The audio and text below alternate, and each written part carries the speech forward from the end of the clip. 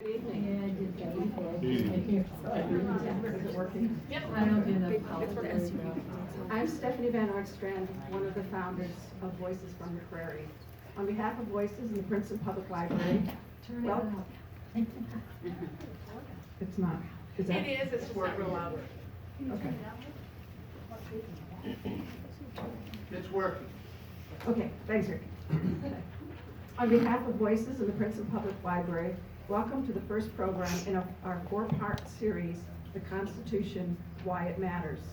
The series was proposed as the Constitution itself became a daily talking point in the world around us.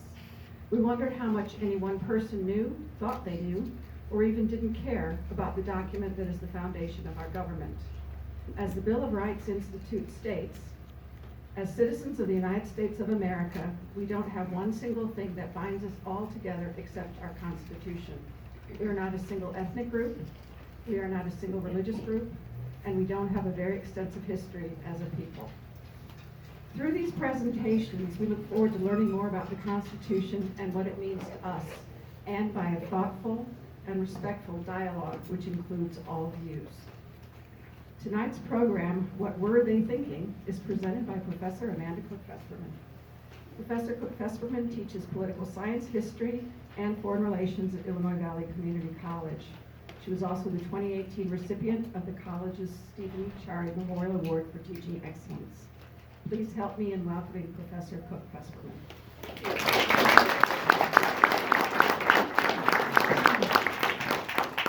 I'm going to try to talk without the microphone. Who can hear me? We good? Excellent. Okay, so it's a little scary to come up and talk about politics. You know, as a person, as a person who studied politics since I was 17, I'm one of these people, I don't care if you know how old I am, you can do the math, 32 years ago, right, when I first went to college. I have to tell you, it's been really troubling for me. There have been days where I wish I had studied math. You know, like when I'm in the grocery store and someone says, "What do you teach at the college?" and I tell them and I can't get away. You know, like they won't stop. My disguise, I'm going to start telling people I teach art. That's what I'm going to say from now on. This is, you know, a perspective, and you are certainly free to disagree with me, and not violently though. One of the things I always do when I start a semester, and I found since I started this that we have a way better time discussing things, is tell people what cognitive dissonance is. Do you know what that is? Anybody know? Oh yeah. Cognitive. So cognitive dissonance, I learned this, I didn't make it up. It is when long-held beliefs are confronted with new and conflicting information, and the level of discomfort you feel when that happens. That might happen tonight. But what I am here also to tell you is that's a good thing. Because when we're uncomfortable is when we have the opportunity to learn.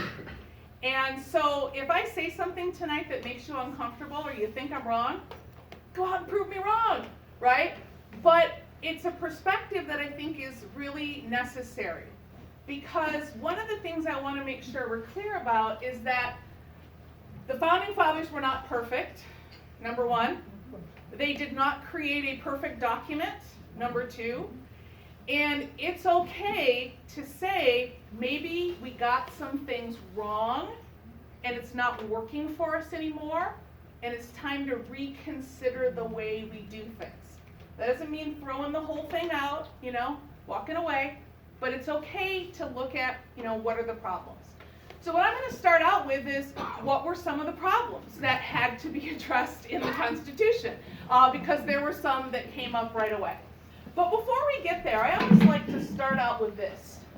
Because one of the things I find out, you guys look smart, but one of the things I find out is that there are a lot of people who don't know that we fought a Revolutionary War, then we had the Articles of Confederation, which did not work, and then we wrote a Constitution. I also like to start out with this because some of the problems with the Articles of Confederation help us understand why the Founding Fathers went the way that they did. So if you think about it this way, you start out as a unitary state under the control of the British Empire. We didn't like that so well. Then you try a confederacy where you disperse power across the states. That didn't work so well. So we struck a whole lot of compromises to come up with something in the middle. And as you probably know in your personal lives, when you compromise, not everybody's happy, right? Not everybody gets what they want. And so the Constitution is really a series of compromises, and we're going to be looking at some of the important ones. So what were the Articles of Confederation? They were basically the founding document that set up the Confederacy, the 13 states that basically ruled themselves, but gave a little bit of power to a central government. When I say a little bit of power, I mean a little bit of power. You had a single unicameral Congress, no executive branch, no judicial branch, and the Congress couldn't raise a military, they couldn't tax to pay their debts, they couldn't pass anything that was a measure without 9 of the 13 states agreeing, and they couldn't amend anything without 13 of the 13 states agreeing. All of the people that served in the Congress, they were paid for and selected by their states. So they didn't represent the country, they represented each one of those individual states. And that caused problems really quickly. You can see the problems there, right? All of the things I just told you that were weaknesses were all things that they ran into problems with. And then a little event happened. Where are my history people? What's the straw that broke the camel's back? Shays' Rebellion, Yeah. say it, right? Shays' Rebellion, right? We had this rebellion of soldiers in Massachusetts who, weren't getting paid. They were getting paid in U.S. currency, which was worthless because there's no central bank to back the currency. Nobody would accept it. And they shut down the courthouses to stop their farms from being foreclosed upon. They couldn't put down the rebellion, and they went, I guess we gotta fix some of these problems. So when the people showed up, they didn't know they were writing a constitution. Most of them came thinking, we're gonna fix the Articles of Confederation.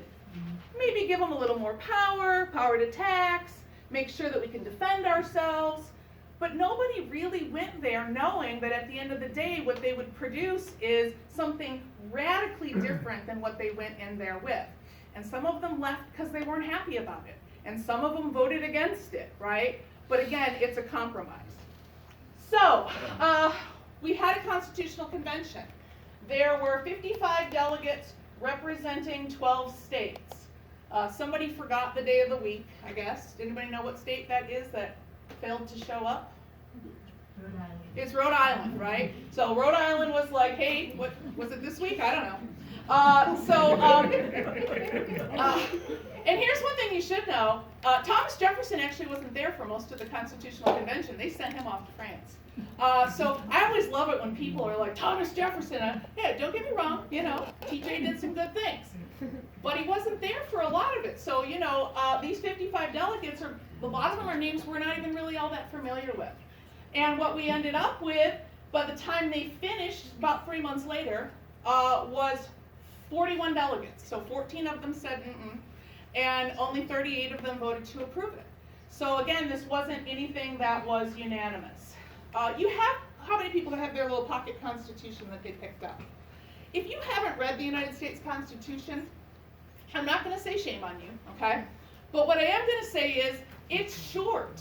It's bathroom level short. 7 articles, right? I have my students read it in class. It takes less than a class period to read it. Now, sometimes you might struggle because they don't always talk the same way that we do. But from a perspective of length, it takes up about 7 pages in the back of my textbook without amendments. You start adding amendments, maybe 2 bathroom breaks. But literally, this is something short. So when I hear people, misquote the Constitution or say something's in there, and then I say, have you ever read it? And they go, well, no, I don't have the time to read that. I'm like, you do, I swear. So take a look at it, because Article 7 is the easiest one to read. You want to start with the easy? Like I always tell my son, eat your vegetables then your dessert, but if you want to eat your dessert first, Article 7 just tells you how to amend the Constitution. That's how to ratify the Constitution. So that's a super, super easy one. And then work your way, because Article 1 is the longest, and they kind of get shorter as they go along. But I encourage you to read that. So What were the major issues debated at the Constitutional Convention? These aren't all of them, and I will tell you, one of them was a little bit not so major, but it's one of my big shticks, so I threw it in there. Let's see if you can guess which one it is. So, slavery was a huge issue. This is a big deal because every state had slavery at some point. We forget that here in the North, right? New Englanders like to forget it. Every state had some form of slavery. And it's not until the Revolutionary War, for the most part, that those states actually start thinking about getting rid of slavery. And most of them actually do it through a practice of what we call gradual emancipation, which means they didn't immediately get rid of their slaves. They just said, well, if you're born after this date, then you won't be a slave. So there's a whole lot of different views on this that are coming in, from former slaveholders to people who've never had slaves, to people who don't like slavery at all, to people who are making piles of money off of it, whether it be in the slave trade business or actual slavers themselves. So that's a big issue. Representation in Congress, which in some ways is tied to the issue of slavery, but we'll talk about that. Powers of the presidency. This took up a lot of time. A lot of people think the big issue was, were we going to have a single president or a committee style? No, they decided that really relatively early on. They went with a single. It was, how much power are we going to give this person? Creation of a secular state. Everybody know what the word secular means? Non-religious, right? So we'll talk about that. Rights of states. What rights are we going to give to the states if we're going to create this national government that suddenly has so much power? And then finally, a Bill of Rights, which obviously, because we all know that's the first of 10 amendments to the Constitution, didn't actually make it into the body of the Constitution. So let's move on. Let's talk about this before we talk about slavery. So I've got two things here, oftentimes confused. I've got from the Declaration of Independence and the preamble to the Constitution. I can't tell you how often people think the Declaration of Independence is the Constitution. It's not. Just read the highlighted words. All men, equal, endowed on unalienable rights, life, liberty, happiness, justice, domestic tranquility, general welfare, blessings of liberty. So why does Will Smith look so confused?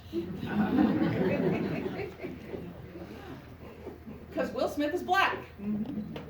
And for a lot of African Americans, free blacks, and people who in slavery who knew about it, these words didn't make any sense to them because they didn't apply to them. Because the Constitution that gets written, here's where you won't like me, was a Constitution that enshrined slavery in our founding document.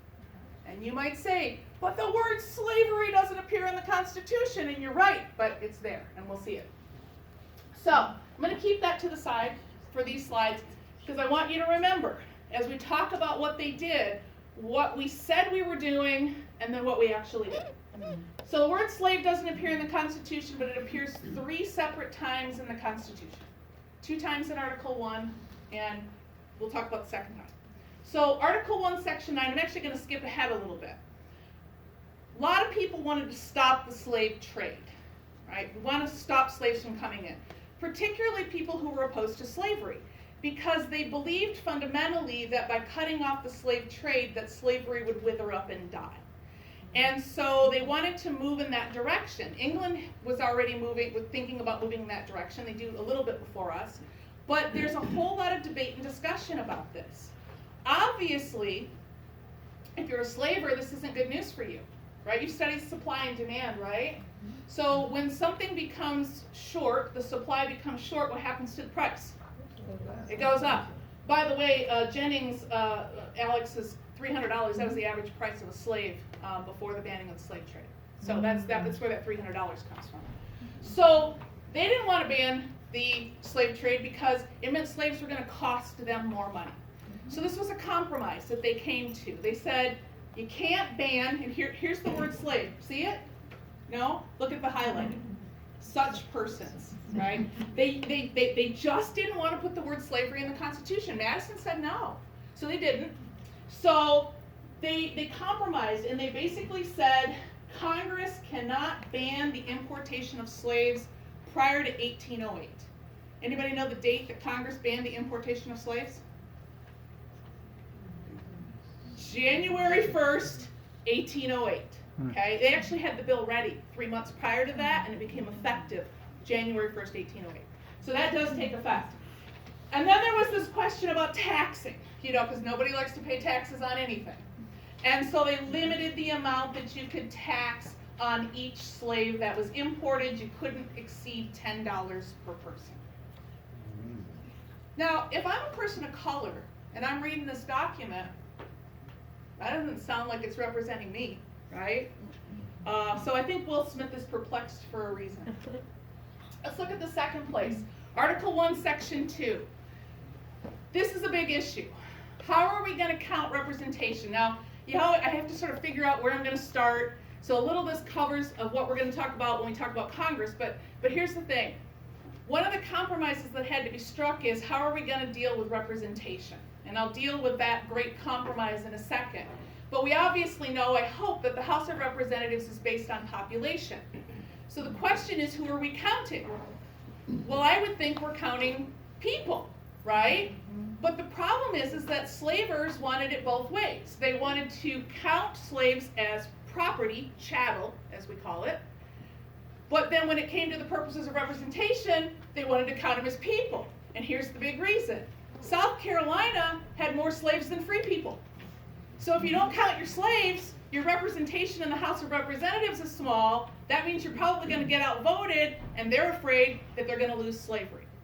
So they strike the 3/5 compromise. You take the total number, you count it by 3/5. That's what you count when you add that to your free white population when you're counting for the purposes of representation.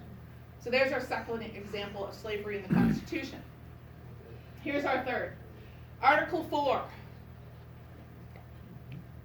Fugitive Slave Clause. We not only said you can have slaves, we said if we run away, and if they run away, we enshrine this in our Constitution, that they have to be returned. A lot of Northerners broke that law, right? They broke the Constitution, they broke the subsequent 1850 Fugitive Slave Act, which was put in place to enforce this that wasn't really happening, and they broke it and they risked their freedom in doing so. But that's the third place where it gets put into our Constitution. So do we fix it? Well, I already told you. One of the first things that does happen is that we ban the importation of slaves.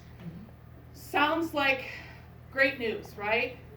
I'm sorry to tell you it didn't work. Between 1808 and 1860, roughly, and we're guessing, okay, it's a good guess, about 50,000 Africans were brought into the United States into slavery in violation of the law. Why? Nobody cared. They didn't care. The penalties were small and the profits were huge. Slavers wanted their slaves, and quite frankly, most of our presidents in this time period, I think it's 12 of the 15 presidents before, I know this is true, before Abraham Lincoln owned slaves at some point in their life, and 8 owned them while they were in office. So they didn't care. This wasn't an issue to them. So it didn't really end it, and it really continued. And it's a sad part of our history because, we like to say we banned this, but we didn't. And we did very little to enforce it. And the British criticized the living heck out of us and mocked our Constitution. And abolitionists used that and said, we're not doing what we said we'd do.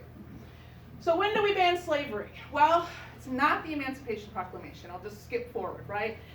Lincoln uses the Emancipation Proclamation to free slaves in the states that seceded from the Union, but this is a proclamation. It's a wartime proclamation. This isn't going to last past the war, and most of the people who lived in the deep South states, most of the slaves, they never knew it happened. The border states, yeah, but the southern deep states, no, they didn't know. So most of those people were never freed by the Emancipation Proclamation. About 800,000 slaves in the border states were not freed by the Emancipation Proclamation because Lincoln wanted to preserve the Union, and he was afraid if he emancipated those slaves, those states would secede from the Union. So he struck a compromise right there and said, this is what I'm willing to do. All right, so the 13th Amendment to the Constitution, that's what finally abolishes the slavery in the United States. So December 6, 1865, that's when the amendment is ratified. No slavery, no involuntary servitude. It's not allowed in the United States anymore. And of course, pretty much from that time forward, that has been followed. So yay, we fixed one problem in the Constitution. All right, so what's up next? Representation in Congress. So we had a unicameral Congress. They want to have a two-house Congress. Why? Because James Madison says that the legislative branch is the most powerful. They get to pass the laws, they get to tax you. And so one of the checks that we needed to put in place was to have an internal check on the legislative branch. And by creating a two-house Congress, that was supposed to help. Now, it wasn't enough to just create two houses. If you didn't make them different, it would be like electing the same people. So they got different terms, and they represent different people, and they got different powers. I won't talk about all that. But the big issue was this great compromise. And we already talked about part of it, you know, who you're going to count. But if you're a small state at this time, you don't want proportional representation, because proportional representation is when you take the total number of people and then you divvy up representatives based on that number. You want equal representation, which is what they had under the Articles of Confederation. If you're a large state, you want proportional representation. So they struck this deal, and it was really a last-minute deal. They kind of went out at recess over the 4th of July break. Benjamin Franklin had put forward a different proposal, and they come back, and this is what they adopt.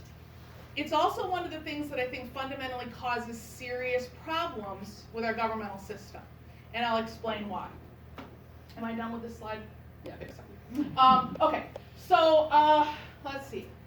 What have been the problems of the Great Compromise? Number one, small states have disproportionately large representation in the Senate. As I say to my students, we count people, not cows. And so when you look at some of the states and the representation that they have in the Senate, I don't know if you've ever seen the numbers, but it's kind of gross. So let's take the smallest state by the 2010 census, Wyoming, with 563,000 and some change.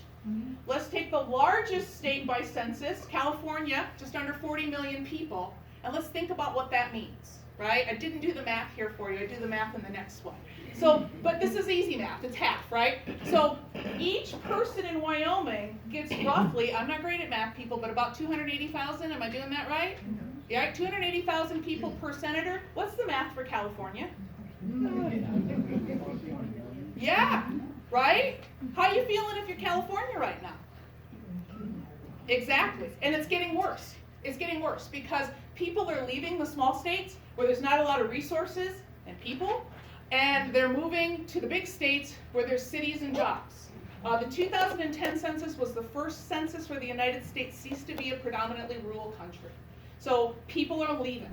And this imbalance in the Senate is going to get worse. And it would be bad enough if it were just the Senate, but it's not. Because how do we determine electors in the Electoral College? It's based on the total number of senators and representatives you have. So how did, and I'm sorry if you don't believe Hillary Clinton won the popular vote, she did, okay? I'm not going to recount all those votes for you. How did Hillary Clinton lose with when she won with 3 million more votes? It's simple, right? Let's look at the math. She won California big. It's a big blue state. But the prize is small because look at the comparison. 3 electors, 1 electoral vote for over 187,000 citizens, as opposed to 1 electoral college vote for every 722,000 citizens. And it's disproportionate. Again, those small states are getting smaller, but they're still keeping those 2 senators, and those big states, they're not getting any more senators. All right, we've got some other issues going on. It's causing problems in the Senate. So one of the things is that if you look at, I think that's 2017, yeah. We now have a Senate in which bills, judges are being confirmed, etc. And those people actually represent a minority of the Americans because of the way in which we've done that. So it's like 49.5% of the population, the lowest it's ever been, is being disproportionately represented in the Senate, and they're passing laws to which you are now subject. Now, if your party is in charge of the Senate right now, it sounds good, but believe me, one day it won't be. It sounded good to the Democrats when they went with the nuclear option, and well, they're kind of regretting that now, right? And then in 2018, in the midterm elections, Democrats led Republicans, this is a stunning number, okay, by 12 million votes in the Senate, and still we're not able to regain control of the United States Senate. It's a hugely distorting effect on our democracy. So I have a friend from Utah, we were talking about this at dinner, and he said, but I don't want those big states deciding for me. That's the problem, right? And then we've got another problem, and that is,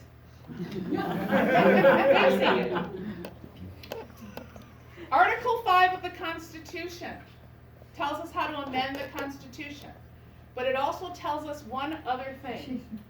No state without its consent shall be deprived of its equal suffrage in the Senate. How many people think Wyoming's voting to get rid of their 2 senators, or to give California more?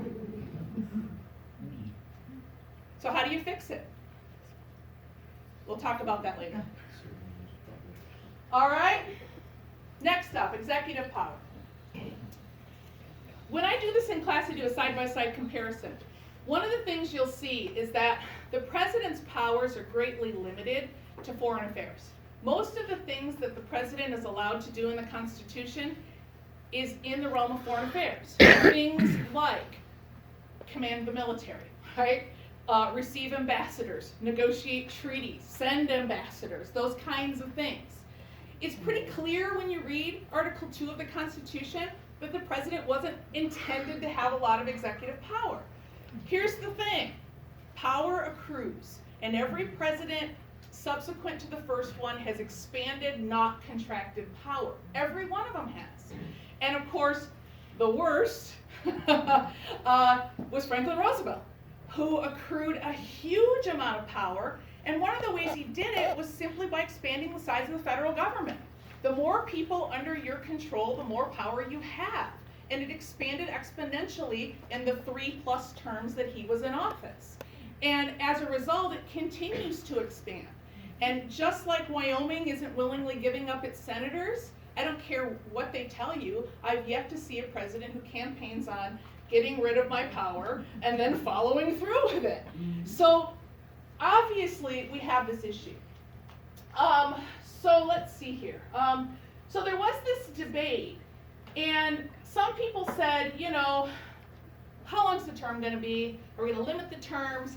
And they said, no, we don't need to do that. You know, just stick with a 4-year term. They come up for election. They're going to get voted out if they're not doing a good job. Well, what's a good job? Franklin Roosevelt's approval ratings when he was elected for his 4th term in office were higher than I think Trump's ever have been. I believe that that's correct. You can check that one because I'm not 100% sure, but I think that's true. And yet, we as a country said, maybe we need to fix this problem. And we did that.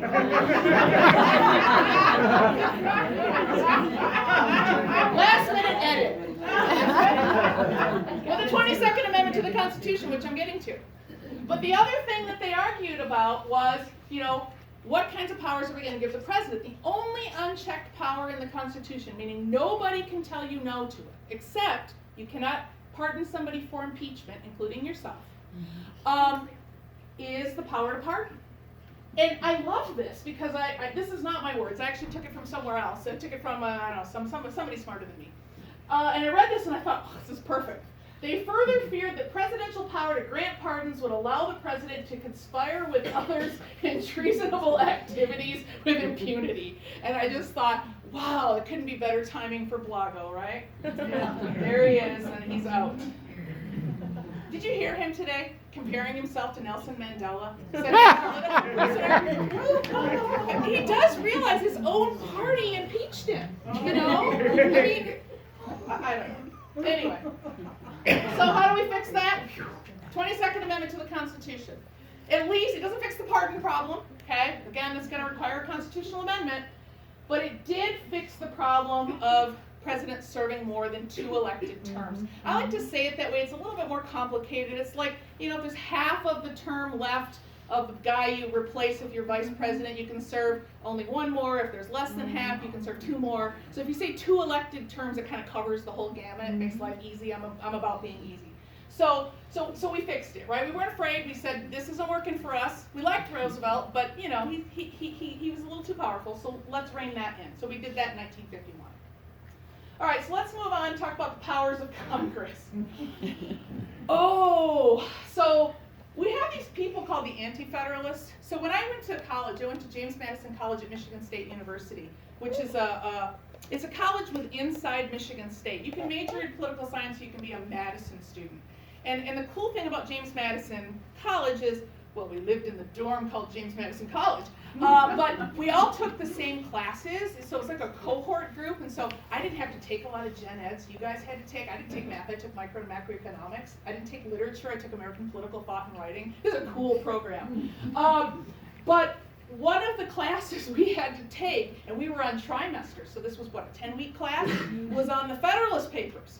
85 of those suckers, right? And you think that's bad? Then they made us read the Anti-Federalists on top of it. They have their own papers, and if you've never seen them, read them.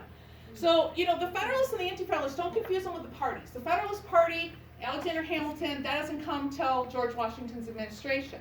Federalists were people who generally supported the ratification of the Constitution. Some of them had issues, but they still supported the ratification. Anti-Federalists were people who did not support the ratification of the Constitution.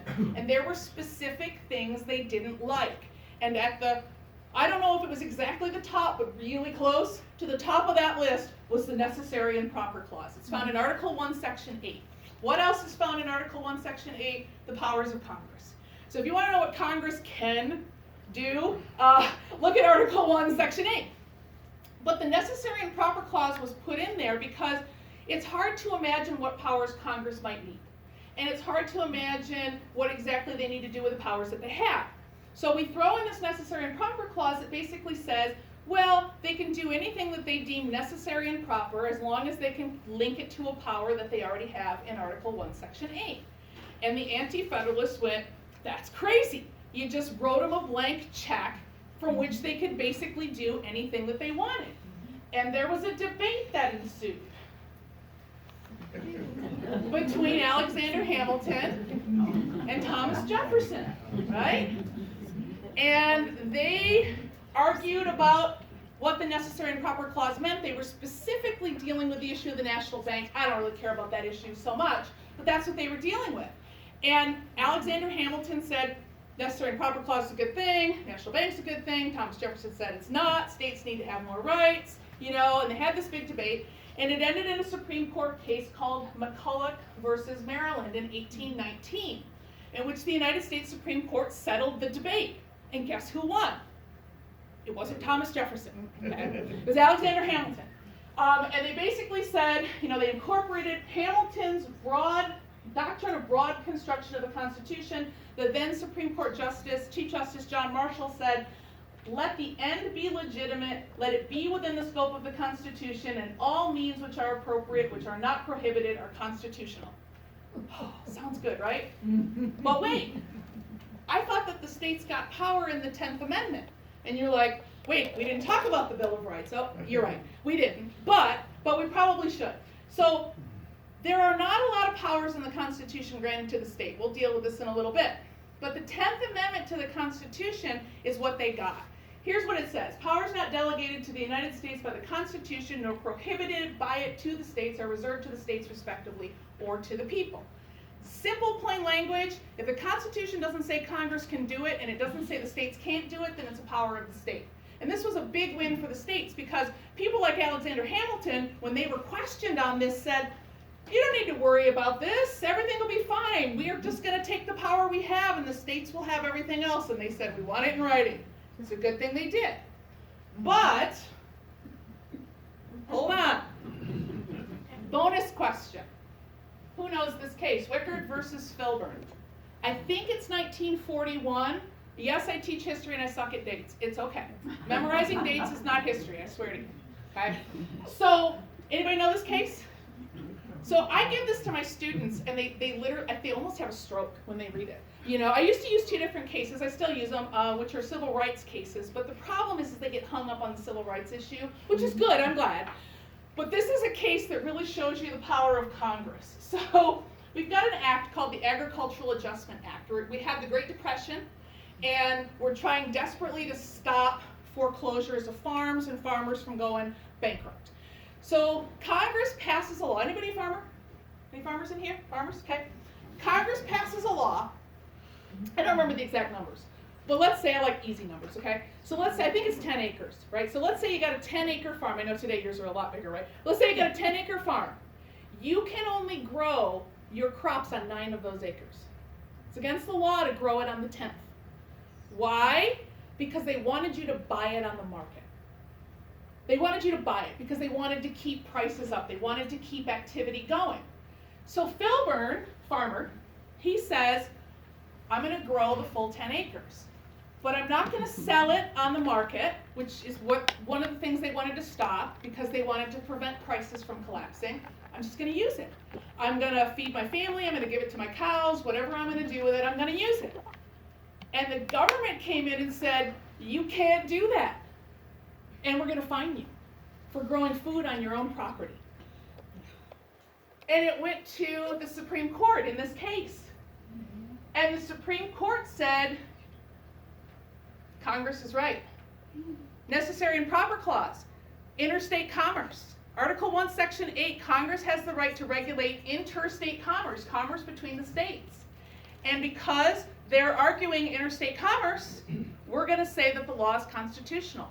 And they upheld the Agricultural Adjustment Act, and Fesperman had to pay a fine for eating food on his own property. That's crazy. Like, I have a garden, it's really small. I used to have a big one, I'm lazy now, okay? It's like a box. I just imagine the government coming in and taking a third of my tomatoes, 10% saying, nope, you can't grow those tomatoes, Amanda, you're destroying interstate commerce. It's crazy to think that they can do that, but they did. So, I don't think the Anti-Federalists were exactly wrong to worry about the powers of Congress. How do we fix it? You don't, without amending the Constitution. It's one of those things that Congress pulls out of their back pocket anytime they want. Sometimes it's good. It's how they upheld the 1964 Civil Rights Act. Thankful for that. But sometimes it's scary what they do. Okay, so let's move on. Here's my bone, okay? It's not because I'm not a religious person. I'm a very religious person. My son has seminary 5 mornings a week. I have to do it with him in the morning at 6 o'clock, a 14-year-old. It's not fun, okay? So I don't hate religion. I'm not an anti-religious person. But here's a couple of things you should know. When you create a government based off of religious doctrine, you're creating a theocracy. We don't live in a theocracy. We live in a democracy.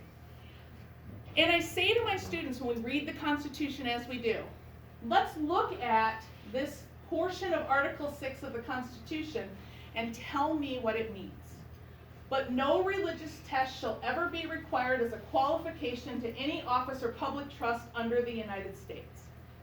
The second thing I tell them before they answer that question is, if you read the Constitution, this is the only place in the entire body of the Constitution where religion is mentioned, ever, okay?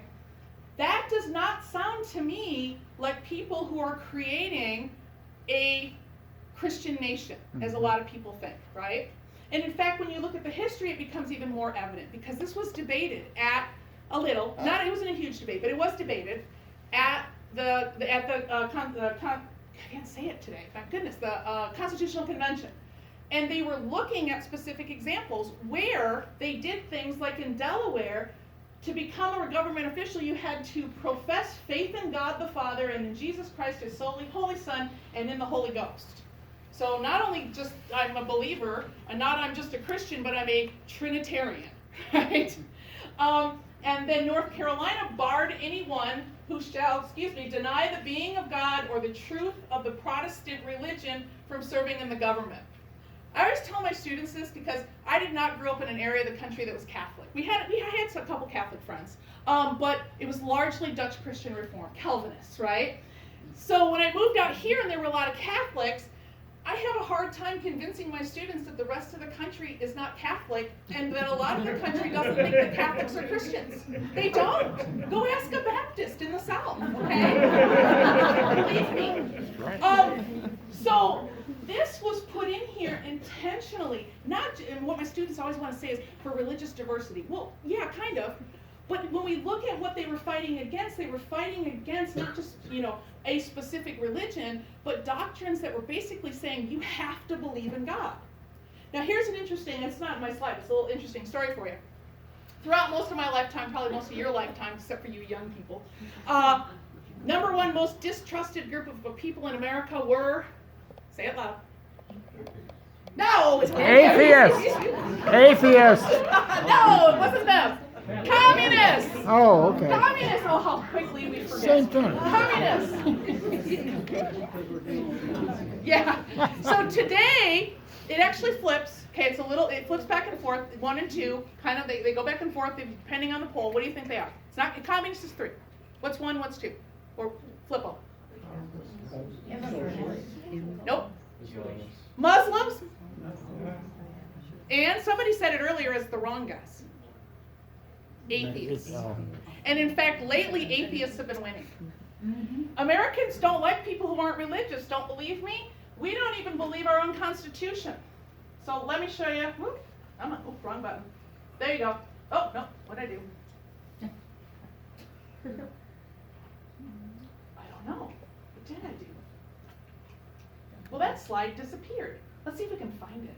It might pop up later. You'll have to trust me. I don't know. Sometimes when I edit stuff, stuff just goes away. I took a poll.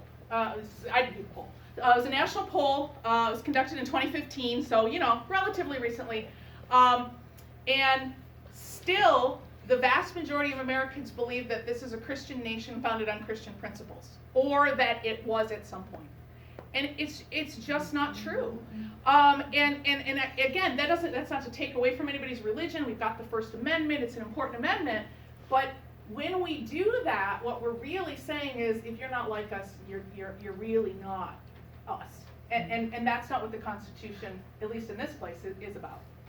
All right, so let's move on. Let's talk about states' rights. Article 4 provides some kind of states' rights. A little, right? Article 4, this is the whole of Article 4. I told you, it's short, right? It's not a lot in here. We have the full faith and credit clause of the Constitution. This is an important one. My husband and I got married in Illinois. We're still married if we move somewhere else. Isn't that nice? Maybe. So that's the full faith and credit clause. Basically, civil proceedings, judicial proceedings in one state are recognized by another. That's a right of the states to have those proceedings recognized in other states. So that's one kind of right. Number 2, citizens of each state shall be entitled privileges and immunities clause. All the privileges and immunities of other states. So Indiana can't say, I don't like you, you're from Illinois, we're not going to grant you any of the protections or any of the rights that you get because we hate those Illinois people, right? They're not supposed to anyway. Person charged in one state can't flee the jurisdiction of another. That's a good thing, right? Because that would really stink. You live on the border, people just run to the next state, right? So that's kind of a state right. You have the right to prosecute people who committed crimes. That's the fugitive slave clause that was done away with the 13th Amendment, so we can scratch that one. New states may be admitted by Congress, but no new state shall be formed or erected within the jurisdiction of another state without the permission of the state and the permission of Congress. So they can't just come in and chop up California and decide to, divvy it up, or Texas. The Congress shall have the power to dispose of and make all needful rules and regulations respecting the territory or other property belonging to the United States, and nothing in the Constitution shall be construed as to prejudice any claims of the United States or any particular state. So Constitution can't prejudice claims against states. So you have that right. And then lastly, we have the guarantee clause. Well, there's 2 clauses in here. The first one is the guarantee clause, which says we all have a Republican form of government. Does not mean that we all have, it's not big R, right? It's not Republican Party. It means a representative form of democracy. So states are guaranteed representative democracy. And then the last thing says that basically the government will protect you from foreign invasion, which is nice, especially if you live on the borders, right? Mm-hmm. So those are kind of things that the states got, but that's really it. And they weren't happy about it. And that's why that 10th Amendment was so important to them, getting that in the Constitution. All right, what's next? Individual rights. That's my husband. No, it's not really. Could be. The man is one of those people, where's my phone? I don't know. If you're looking in the original body of the Constitution for your rights, you're going to be sorely disappointed. That's not what the Constitution did. It structured the government.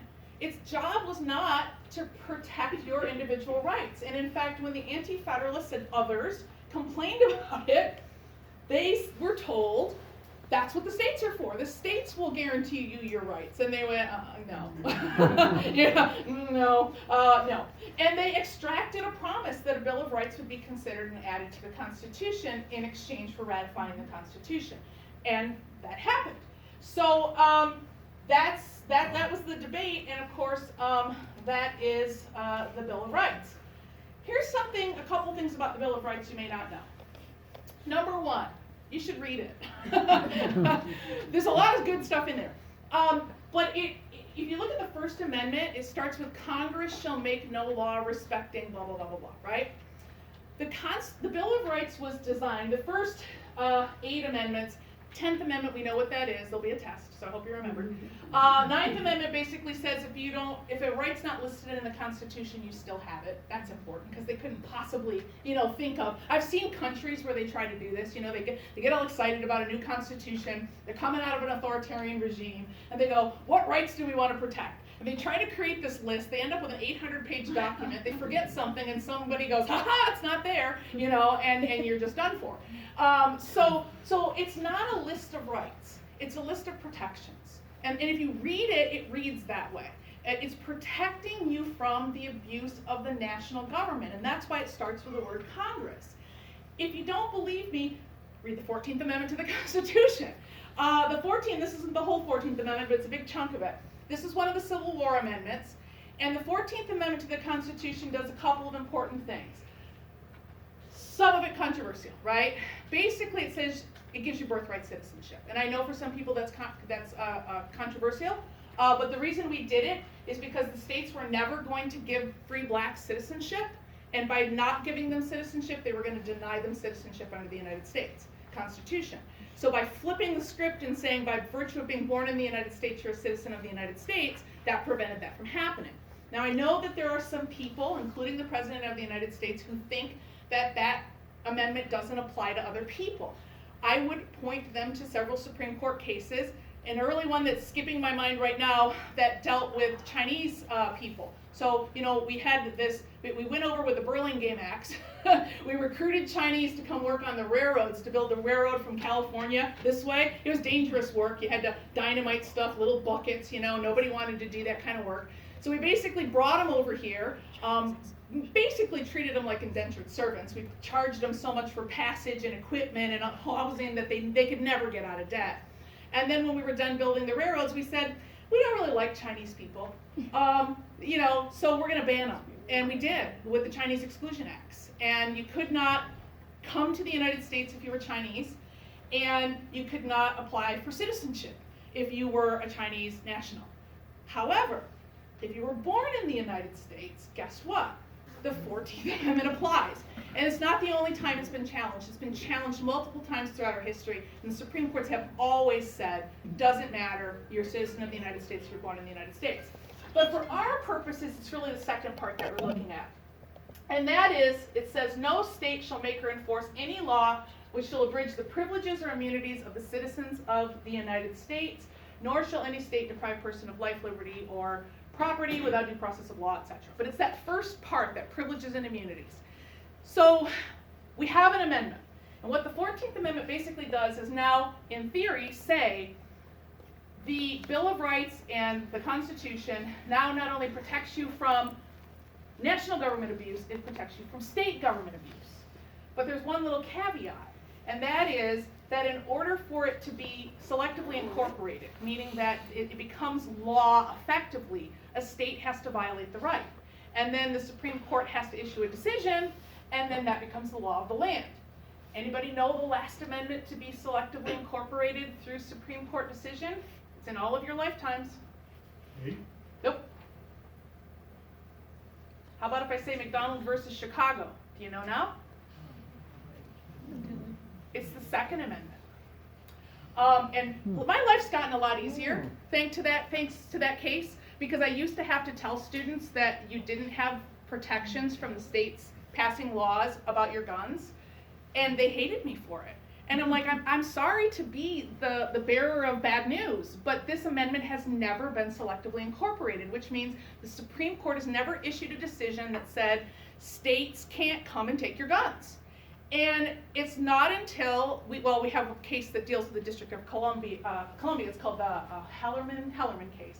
But because it wasn't a state, we needed a second one. But they're basically the same case.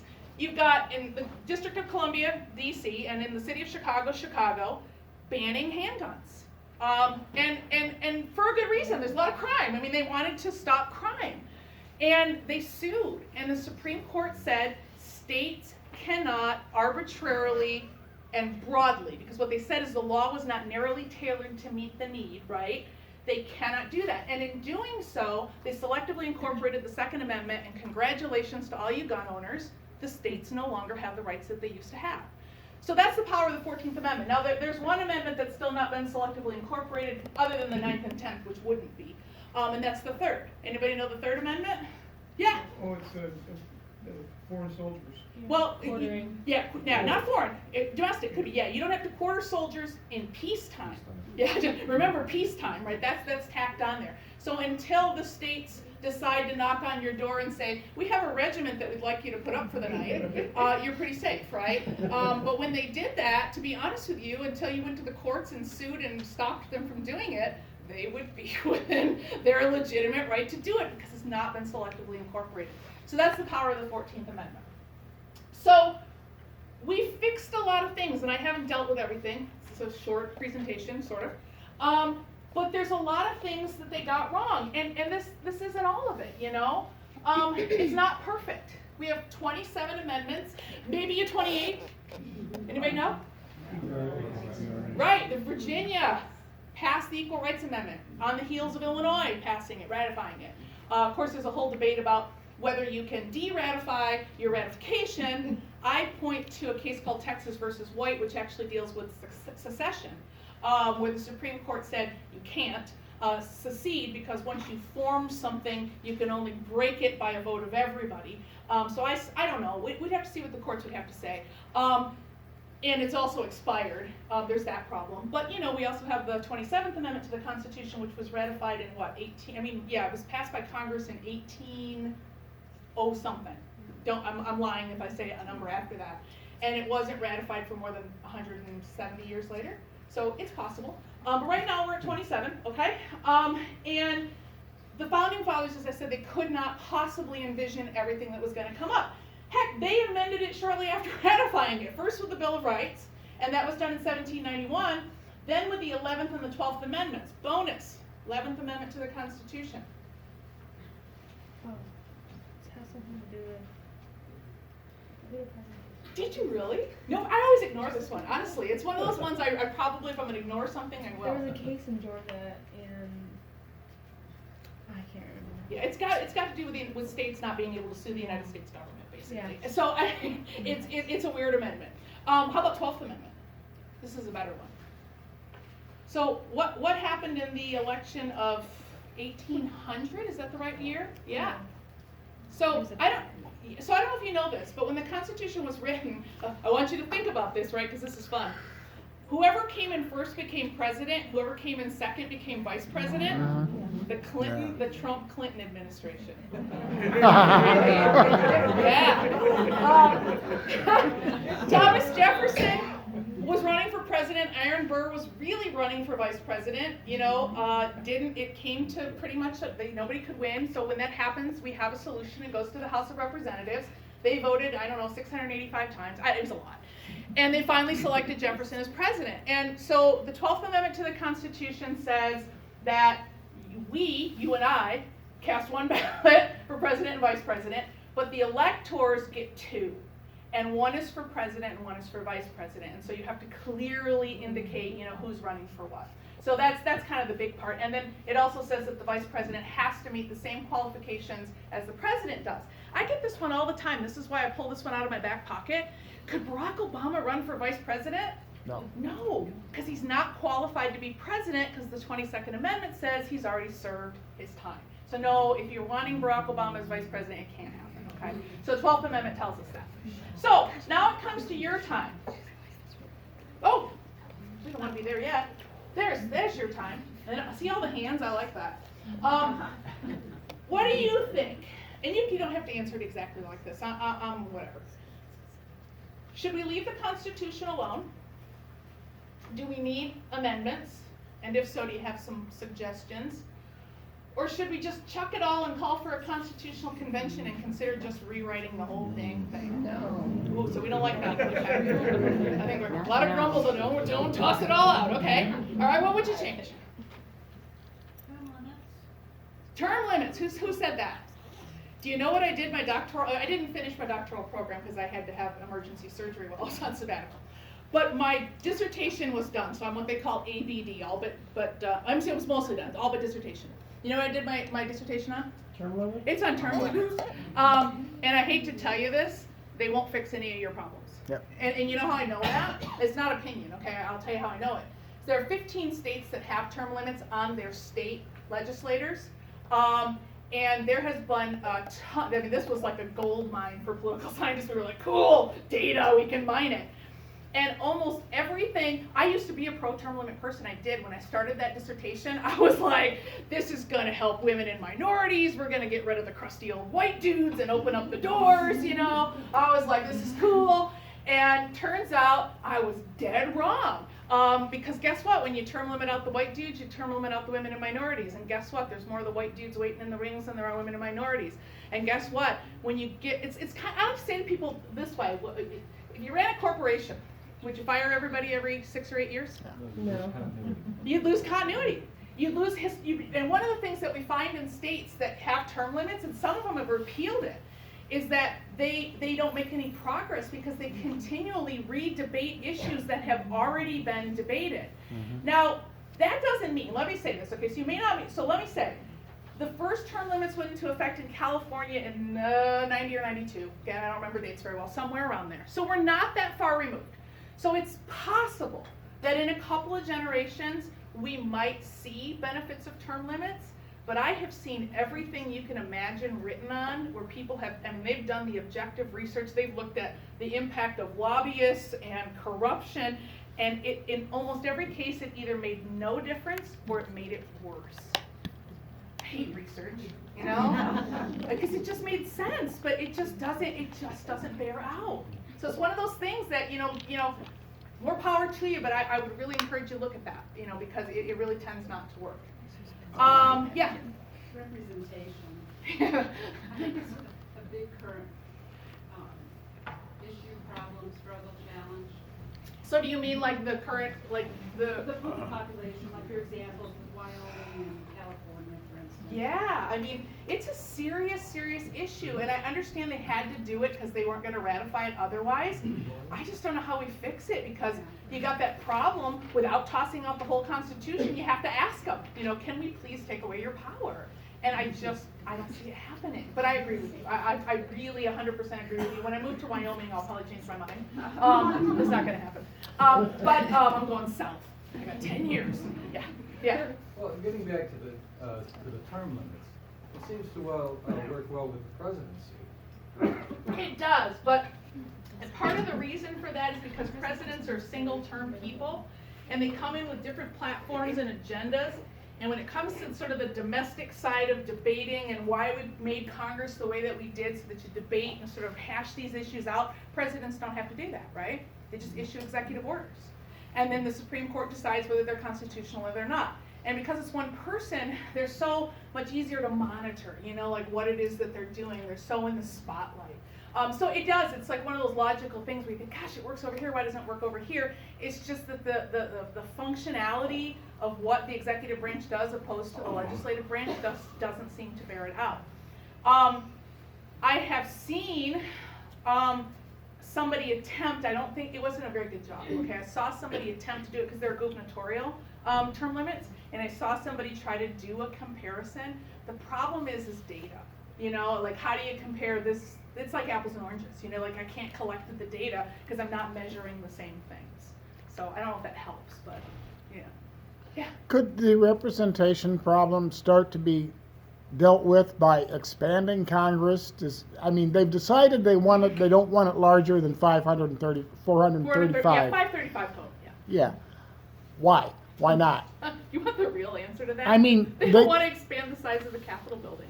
I'm not kidding you. I swear to God, this is like a big issue. They are out of space. They don't want to build more offices. That's a big part of it.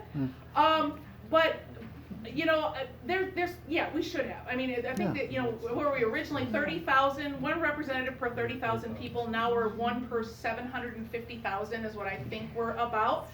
And here's the thing. I know it's beat up Congress season, you know, it's always beat up Congress season. Their approval ratings are awful, you know.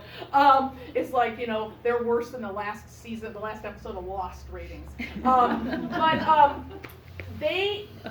Their work is hard. You know, we expect a lot out of our House members, especially. We expect them to be in Congress, serving on committees, debating stuff, you know, doing all the stuff that they do. Then we want them back here kissing babies and cutting ribbons, and you know, they got to start campaigning 2 months after they win re-election. I don't want that job. I don't want that job. And you're right, we put too much on them, but I don't know that it might fix some of the imbalance, because obviously these really small states, like look at Wyoming, they actually get one representative despite the fact they don't have 750,000 people. So you're right, that could be a potential. But I know that that's like one of the huge arguments is the cost of expanding the capital. Of course, if you've ever visited Washington, D.C., there's nowhere really to expand. So like relocate, rebuild, I don't know. But I know that that's one of the issues I hear, but you're right. I think people would love to relocate it. Yeah, that's true, right? Yeah. It's logical. Yeah. Campaign finance. Yeah.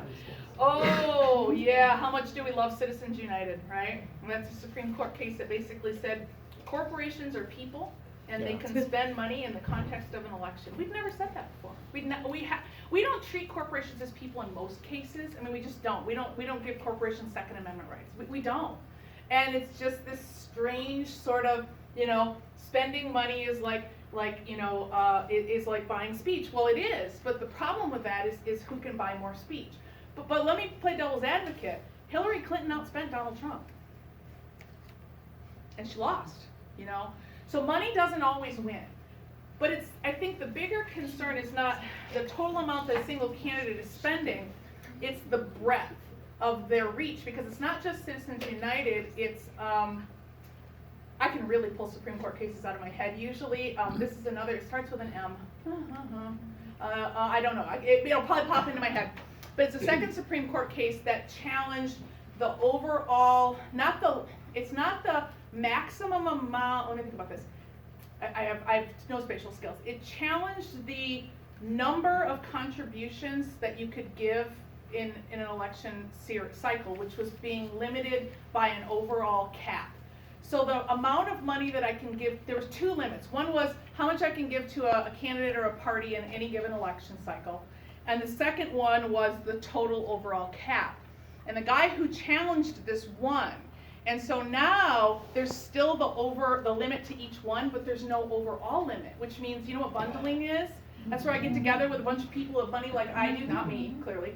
And we put it all together, and now I'm living in California, and I'm influencing elections in Illinois. Why? You don't live here. Why should you be spending money to influence the outcome of elections? And it's happening all the time. I saw somebody do a study. They're actually just taking advertisements and they're producing one, and then they're just putting a tag and voiceover, so you can see the same ad being run in state across state across state. So they're saving tons of money on the ad, and then they just put different voiceovers for that person's, insert this name, and then I endorse it, you know, and you don't even have to endorse it because, you know, it could be a super PAC, and then, you know, that's all deals off. But before the Daily Show switched over, when Jon Stewart was still doing the Daily Show, he and Stephen Colbert, when he was still on the Colbert Report, did probably one of the best pieces I've ever seen on this, where I think it was Colbert was running for president, and Stephen Colbert was running a super PAC, and they hired this legal expert in the law, in constitutional law, who basically said, as long as the two of you don't sit down in the room and say, you do this for me, you can do anything you want. And it was, I mean, literally, like Jon Stewart could just talk to somebody else, and then he could go talk to Stephen, and then he'd come back, and they'd go, yeah, that's legal. You know, so we have, the concern for me is that it's a handful of people and organizations that are buying influence, not just in their own backyards, not just in presidential elections, but all the way down in some cases to city council races. It's crazy. But again, Supreme Court.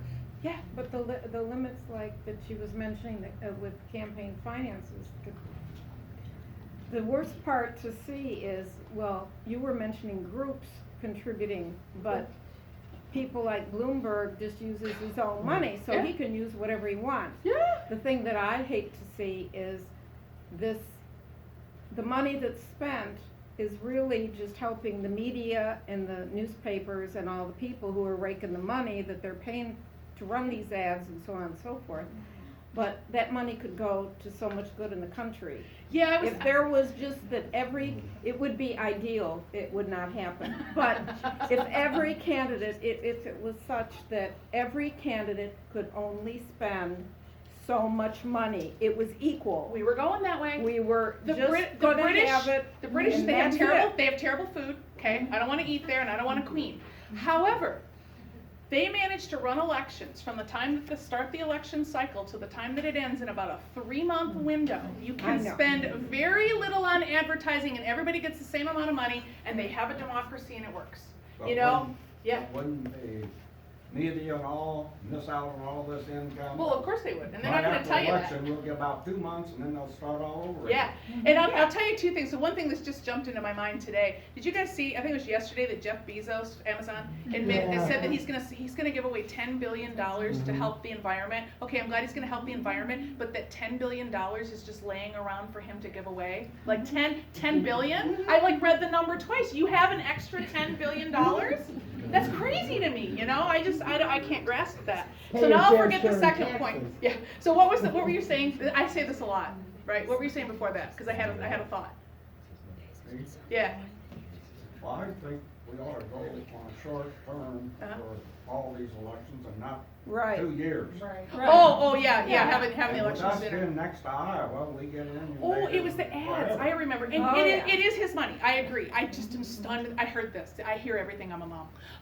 But it's still stunning to me. He has that much money. I mean, I just can't imagine having that much money. So here's the thing. Political scientists do a lot of research on campaign ads. You know how you all hate negative campaign ads in particular? Guess what? They're the ones you remember. When we poll, and guess what? People vote based off of them. When we poll people and we say, why are you voting for or against this candidate? They quote negative ads. They believe them.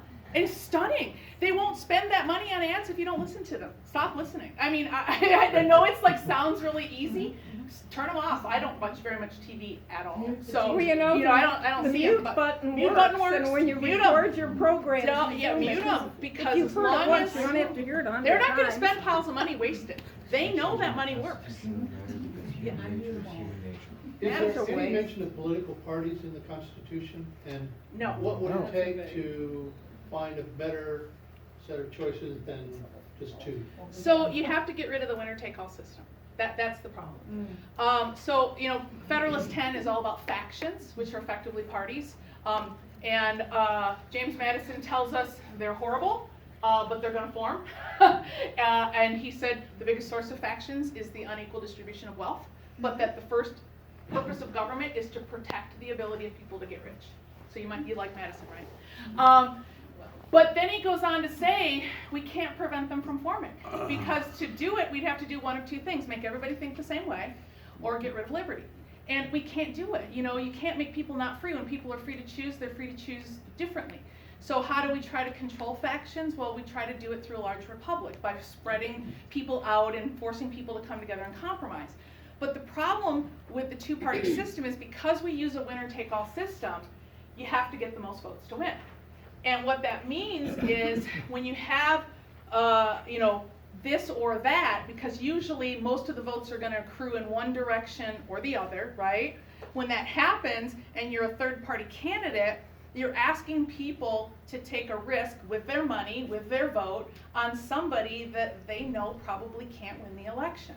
So how do you fix that? Well, you could use a proportional representation system, right? Yeah, you could go to proportional representation, but again, you got to amend the Constitution. So, maybe. I mean, there might be a way around that. Yeah.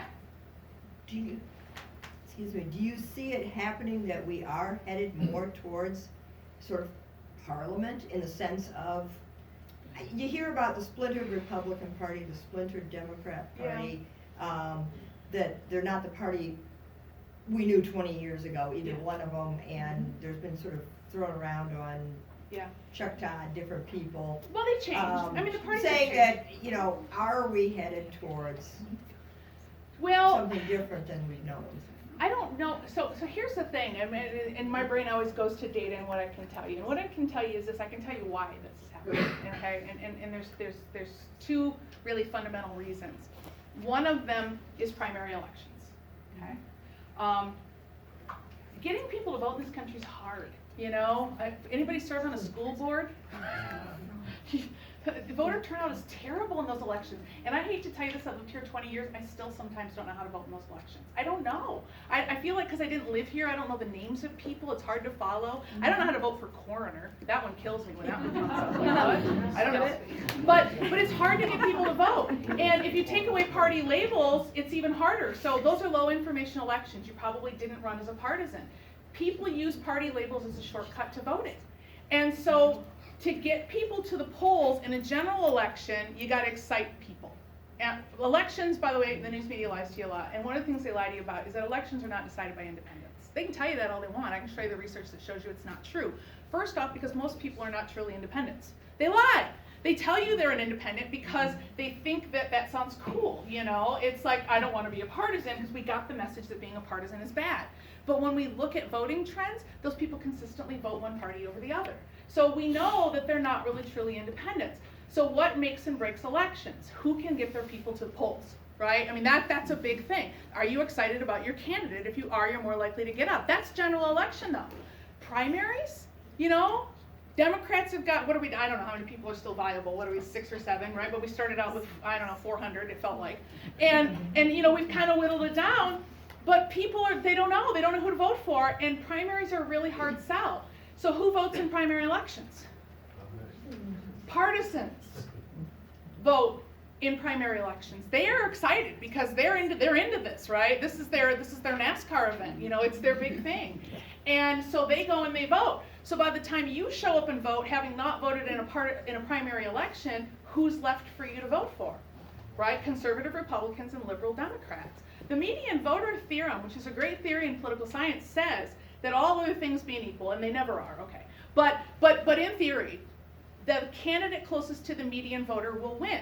So if the median voter is in the middle, then the candidate closest to the middle voter will win. But that's not where the median voter is.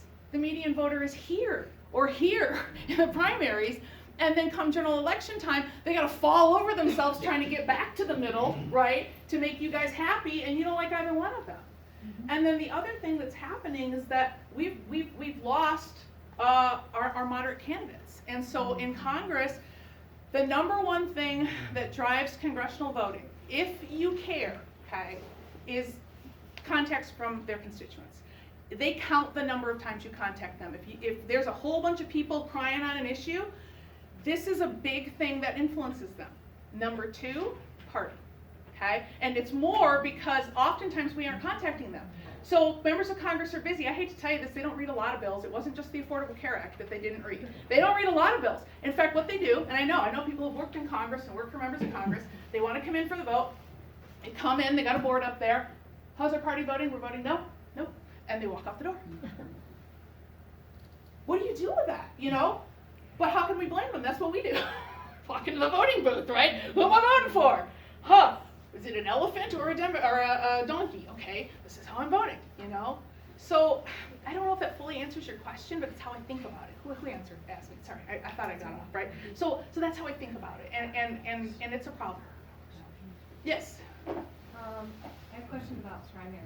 Yeah. I assume it's the states that set the dates for their primaries? Yes, kind of. So in theory, the parties set them. So they get together at their conventions and they decide who's going to have their primaries win. I don't know if you remember the 2008 election when states bolted. Michigan and Florida were 2 that I remember, and they said, we're going to hold our primaries earlier than we said we were gonna. And the Democratic Party said, we're not going to seat your delegates. And then they had to decide whether they were going to follow through on the threat, and guess what? They didn't. Because, you know, you would basically have to, so in theory they agree these are when the primaries are going to be held, but in reality, if a state decides to hold their primary at a different time, the only thing that the party can do is refuse to seat their delegation, and that would not go over well. So is there ever a possibility of having all states' primaries on the same day? Probably not. Yeah. There's too much money involved. There's too much history involved, and there's some reasons. I don't know about you. This may just be me. I kind of like that some of the states go a little bit earlier. They leave the field out for me. You know, for me it takes a little bit of pressure off because I'm kind of like, I don't know. I could vote for that one or maybe that one. You know, I feel kind of that way. So for me, I almost sort of like having it. I wouldn't want to be late, right? But since the Democratic Party awards all of their delegates based on proportional representation, you know, it's not as big of a deal. The Republicans have moved in that direction, but at one time they used to use almost a completely winner-take-all system, which meant if you were a later state, you just might as well not have even bothered to vote, because after the first, 20 states voted, they decided a candidate. That's what happened with John McCain, and then everybody stopped paying attention to John McCain, and they started paying attention to the show that was going on with Clinton and Obama. Okay, I feel like primaries spread out sway votes. They do, no doubt about it. And that people who voted in Iowa's primary or New Hampshire's primary may have voted for a candidate that is now out of it, so their vote's kind of wasted. Well, yeah, except for that most of them have a minimum threshold, so 15% in order to win in those, especially the caucus states, they require a minimum. So Iowa, you couldn't probably vote for that person in most cases anyway, because by the time you showed up at your caucus, they weren't viable, which is why they had all those various rounds of voting. That's a whole another lecture, like how the Iowa caucuses work, and it's complicated. But you're right. Yeah. How did we get to the point where, I can't remember what the title is in the Senate, the Speaker of the House and the Senate President or whatever? President Pro Tem of the Senate? How did they get so much? How did we ever let one person decide whether or not a bill can even be discussed? Well, so the President Pro Tem of the Senate has no real power, so you know that. It's the oldest serving member of your party. Right, but somehow they. Yeah, it's Mitch McConnell. I mean, it's whoever the speaker. In this case, it's whoever the majority leader is. How does one person ever? Well, because they're mentioned in the Constitution, but the parties decide upon the rules at the beginning of each new session. So every 2 years they set the rules. And so while Speaker of the House's duties are sort of outlined, and the President Pro Tem is just the substitute vice president, right, when the vice president isn't there, the parties really decide.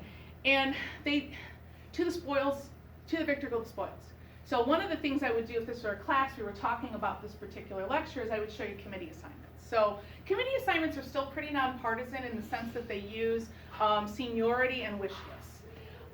But if you look at, and do it if you don't believe me, go into the House and go into the Senate. If you look at every standing committee in the House and the Senate, in the House, because the Democrats control it, every committee is chaired by a Democrat, and there are more Democrats on every committee than there are Republicans. In the Senate, it's the exact opposite. And so they know what we don't like to admit, because we're partisans too, is that they at some point will be in the majority and sometimes they'll be in the minority. And they gamble big that when they're in the majority, they'll be able to use that power, in such a way to wield it.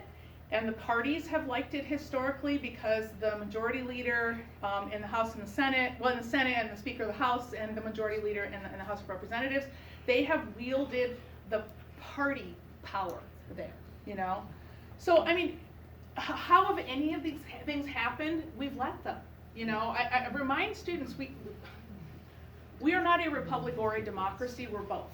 It's like saying, I'm not a human because I'm a woman, he's a human. No, we're both different kinds of humans. So, a republic, China is a republic. It is. It's not a democracy though, right? So being a republic does not make you a democracy. A republic just means that the scheme of representation takes place. Democracy means that citizens hold the ultimate political authority. We still do. But it's slipping through our fingers. And we gotta pay attention, and we gotta decide what matters, and what we wanna do. So let me give you my gripe. I thought you guys might ask me, but. I was about to ask. What's mine? Ta-da! I got it like a scary horror font. I hate the Times, Place, and Mannerism Clause. I hate it with a passion. Because the Times, Place, and Mannerism Clause basically allows each state to decide the time, the place, and the manner of elections. What does that mean? It means in 50 states we have 50 different rules about who can vote under what circumstances, when, and how. And not to make matters worse, according to the Supreme Court, in a Supreme Court case just last year, Russo versus Common Cause, they are also free to gerrymander. So, you know, and what the Supreme Court, you really got to pay attention to what the Supreme Court really said. Partisan gerrymandering claims are not judiciable because they present a political question beyond the reach of the federal courts.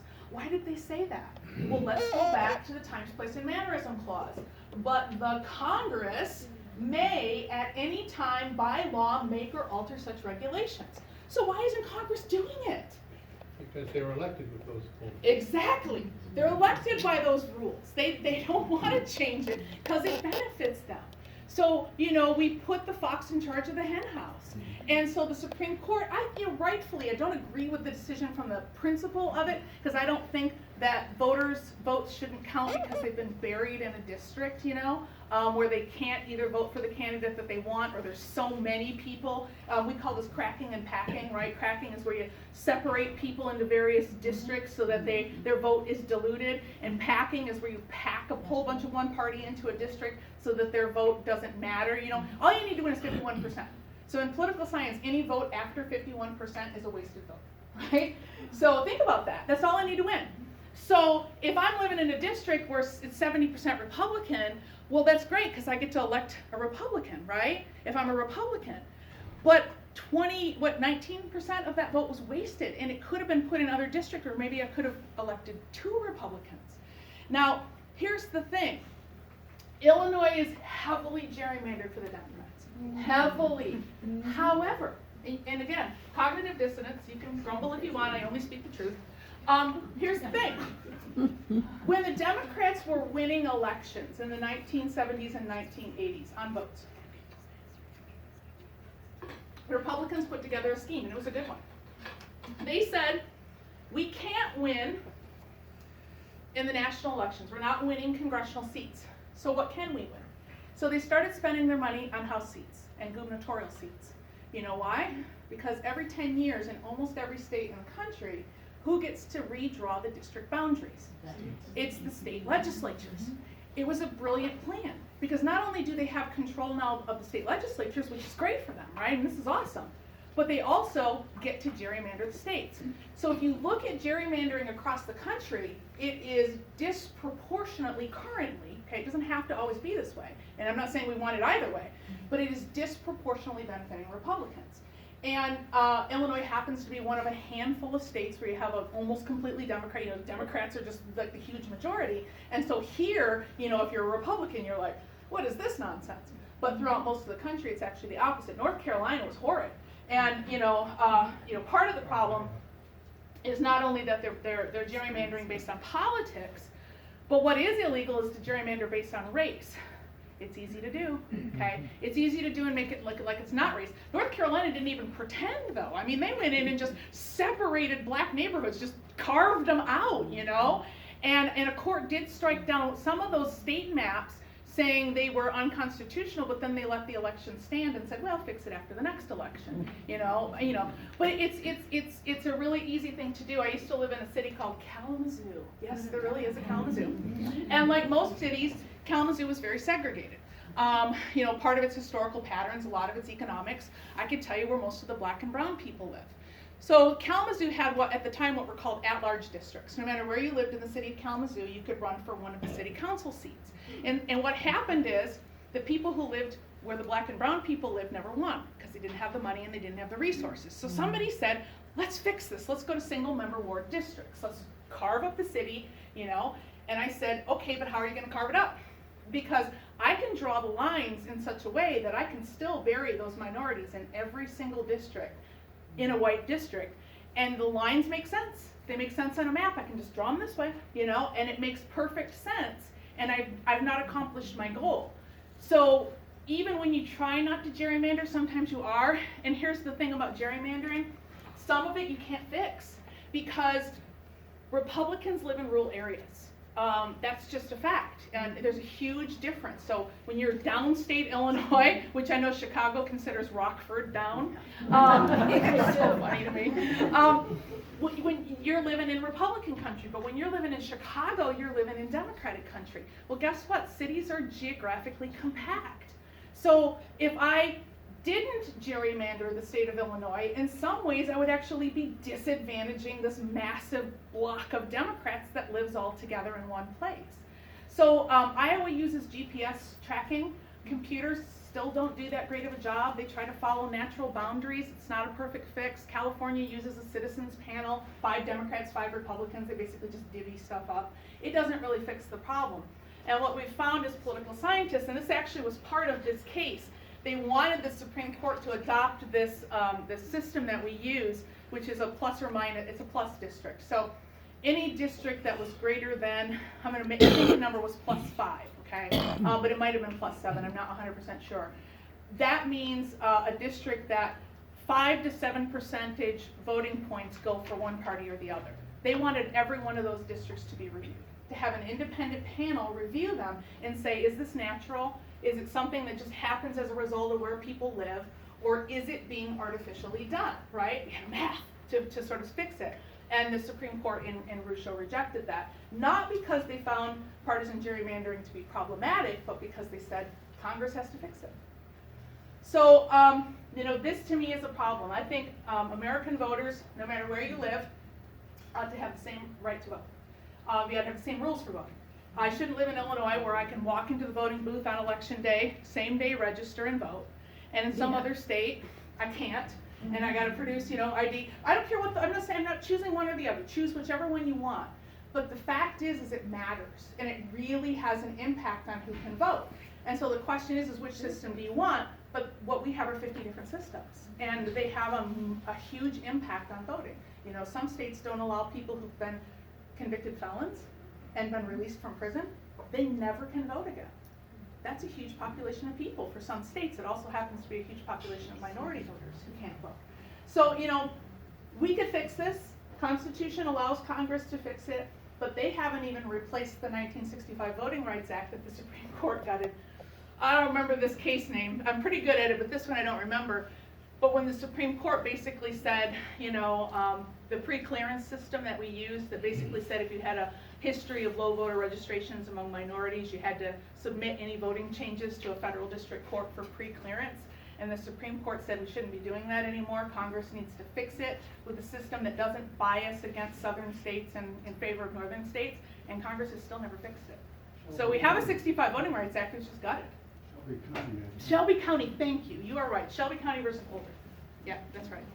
Thank you. Yes. The problem with the Electoral College. Yeah. Oh, yeah, and you know, the whole thing we talked about earlier really addresses that. It's not going to go away unless we get rid of the way in which we allocate seats to the Senate, or don't tie the Electoral College vote to the number of representatives and senators you have. And the only way that that's going to happen is with a constitutional amendment. So again, you know, I go back to, is it time, back a slide, you know, what amendments would we add to the Constitution? Be careful though. Okay, let me tell you that much. Voters think that they want certain things, and then when they get them, they sometimes regret it.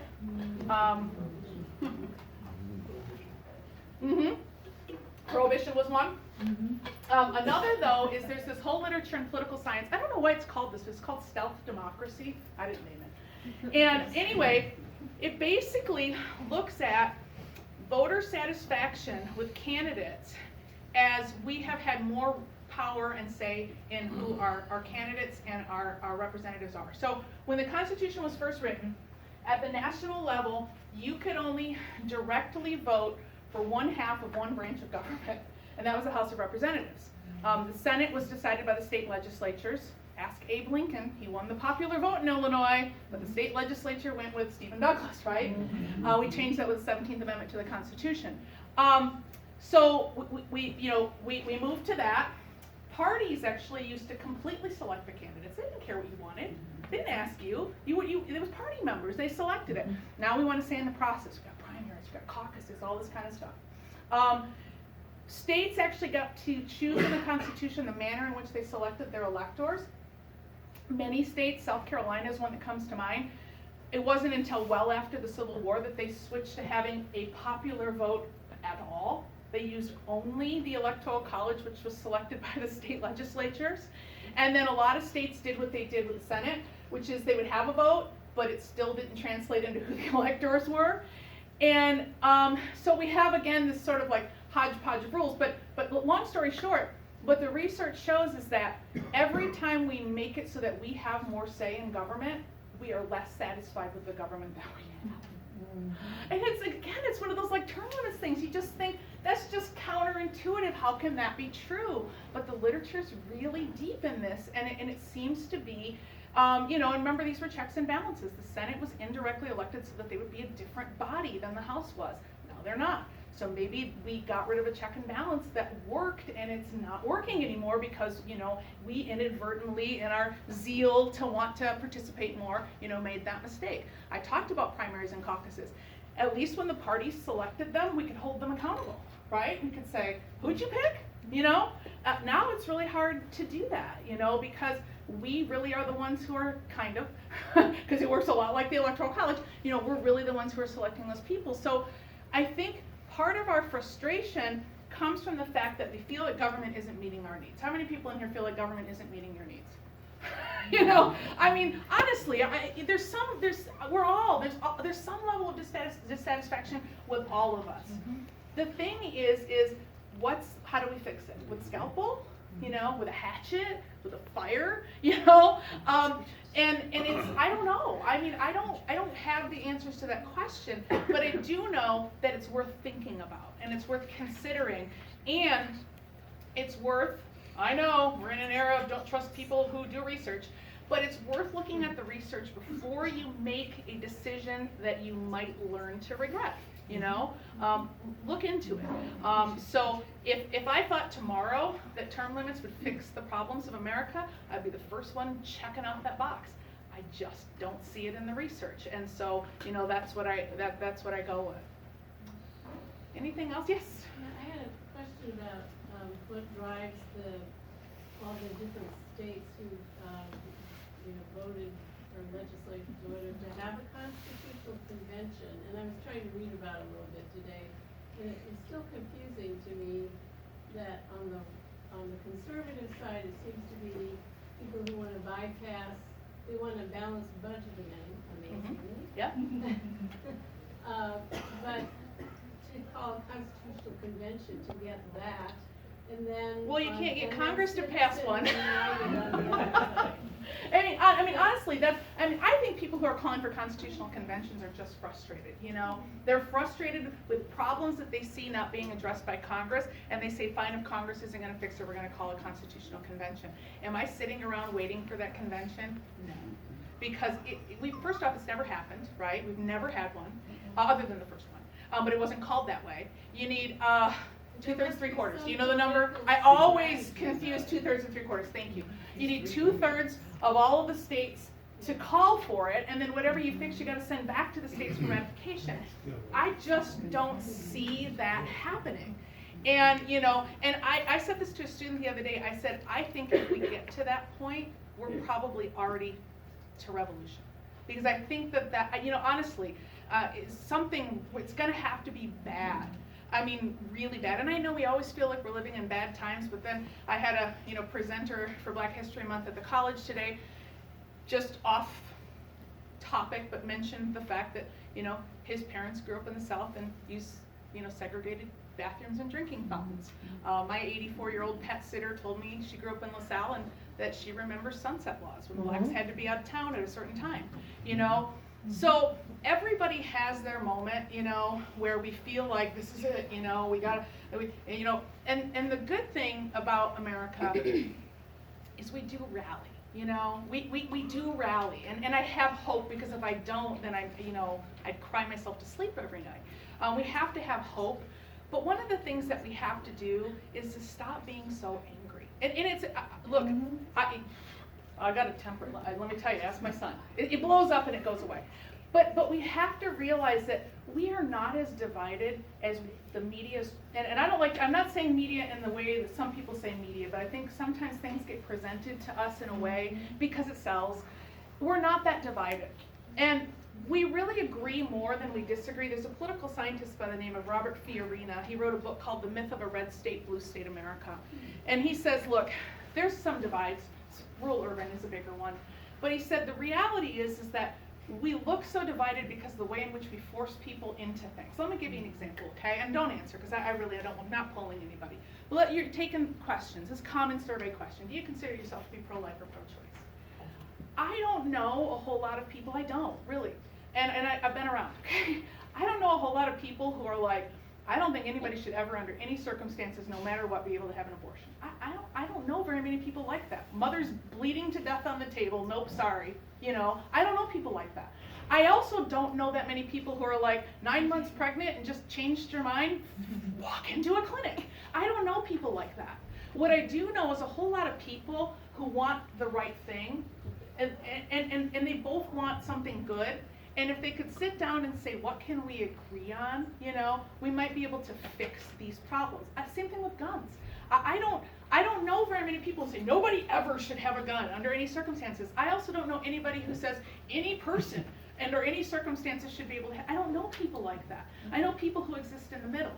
And we've forgotten that. We've forgotten that spirit of compromise, the fact that we're neighbors, the fact that we share so much in common, and we're just focusing on what divides us. And we have to fight that. We have to fight it and say, you know what, I may not agree with you on this, but let me try to see where you're coming from. Yeah. One thing about that spirit of compromise is that, like, on the second day of the constitutional convention, wasn't it? They voted that their proceedings would be secret. Yes. I didn't know it was the They- second day, yeah, but they imagine couldn't- trying to do that they today. They couldn't have talked to each other freely Yeah. without that. Yeah, exactly. You know, it's hard. You know, when they were doing, you know, some of the impeachment hearings, they took people's cell phones at the doors, you know, and it would be really hard to do that because you're right. I mean, everything gets out there, and part of that's good. You know, I'm kind of glad that I know that some people got off a boat, you know, in Cambodia and have coronavirus. Glad I know that. The Chinese government would have never voluntarily told us that they had coronavirus, right? I mean, they don't volunteer any information. So I'm glad we live in an era of free press. It's a blessing and a curse, you know, and it is hard. You know, I teach students from different walks of life and different backgrounds every day. Sometimes I make them mad, and I equally piss off both sides of the fence. It depends on the day and what we're talking about, you know. I can make people mad, but that's not my goal. You know, my goal is to get people to think, and we don't want to. We like to live in our bubbles. It's cognitive dissonance. It hurts us. It causes us pain, you know, and I get that, and I think some people's pain is, you know, deep, and it's scarring because they've lived in a country that has, you know, not treated them fairly throughout most of their history, and I understand that. But I also know, like, we did a presentation last year for Black History Month about this African-American musician, I forget his name now, who goes around to the Ku Klux Klan, and he befriends Klan members. Have you seen this video? So good, you know? And at the end, if he can talk them out of the Klan, he takes their robes, you know, and he keeps them. And he caught some heat from some young black men who, I got it. I mean, I understood why they were mad. They're like, why are you out there talking to those people who are, you know, killing our people and saying all these things? But at the same token, what's the alternative, you know? What's the alternative to not try to convince people, you know, to just say, I just give up, I throw my hands up and just let, you know, let what will happen will happen. So it's painful. Some days I don't watch the news. Some days I don't read the newspaper. Will you run for office, please? No. No. First off, I know the commercial that they would run, and it would be true. And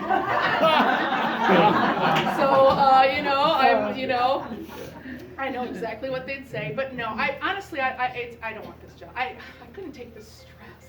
I couldn't. I don't deal with stress that well. But I appreciate your confidence in me. But, you know, remember that the Founding Fathers wanted us to pick people better than us, right? They wanted us to pick people better than us, smarter than us, wiser than us, more insightful than us. That's what they wanted. That's what they hoped we would do. They warned us, enlightened statesmen will not always be at the helm. Sometimes the ship is going to be steered in the wrong direction.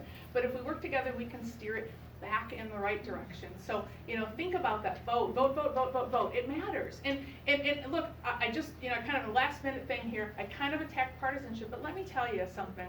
Party label does tell you a lot. There's a lot it tells you. I'm not gonna lie to you. The research really shows it tells you a lot. And I would rather have somebody walk into a voting booth feeling like I feel confident in this person because I understand what it means to be a Republican and I know that I align most of my views with the Republican Party than staying home and not voting and saying, I didn't have a say in that process and I don't like the government and then I become an agitator and I become angry. I would, more voting, that's better. More people voting, that's good for democracy. I think she's cutting me off. How many One more. percentage of people who vote that are eligible voters in our country? So in a good presidential year, you can get as high as, I think Barack Obama's hope and change year was about 58%. In an average year, you're lucky if you reach 50. We're on par with countries like Afghanistan. But if you look at the ones that have the real high voter turnout, they have mandatory voting. Australia. Although I've talked to some Australians, I said, what happens if you don't vote? They're like, I don't know. I think they just do because they have for forever. I don't know. They don't just come home. I don't know. You are not.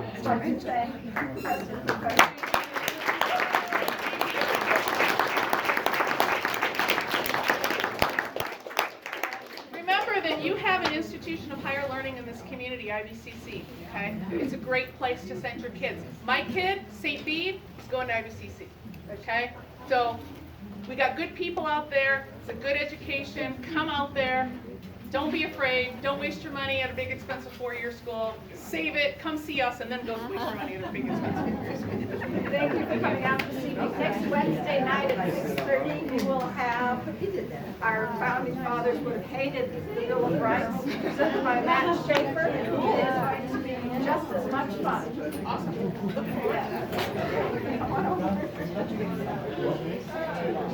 Yeah, absolutely. The only reason